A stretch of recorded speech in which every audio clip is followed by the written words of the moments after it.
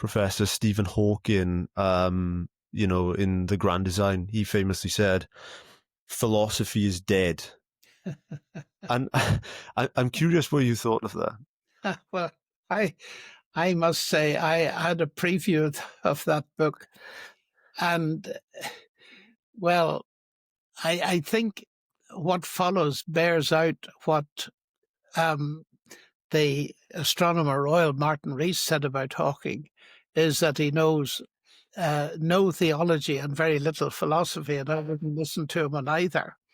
And to say philosophy is dead at the beginning of a book which is essentially on the philosophy of science is very silly indeed.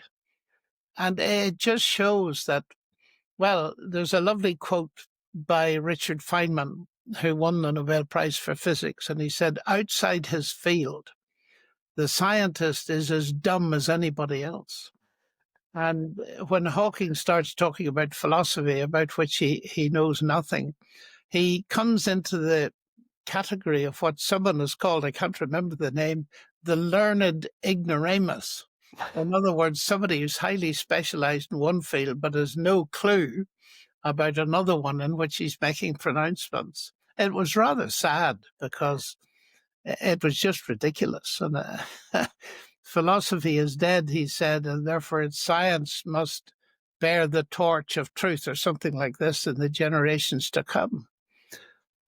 That to me, and then I examined the book in detail and then wrote a book about Hawking's views, because I really felt that for him to use his authority to scare people almost, or browbeat them into thinking there was no God on the basis of that kind of argument, well, it needs to be exposed.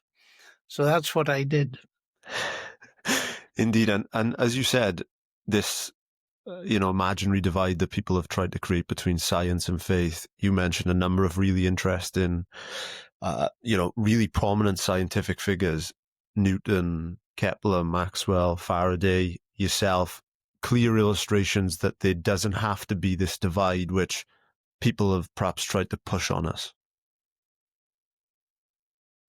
No, there doesn't.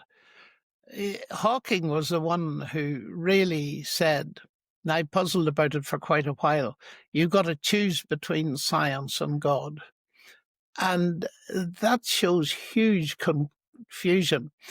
Sometimes when I'm talking to school children, I say, look, here are two explanations of a motor car, one in terms of physics and automobile engineering, and the other, Henry Ford.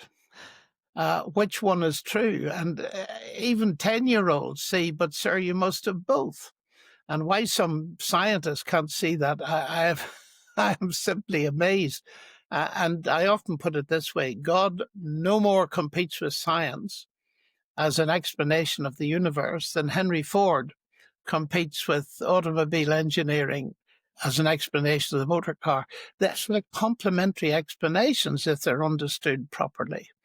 And they're really answering different questions, how and why, for the most part.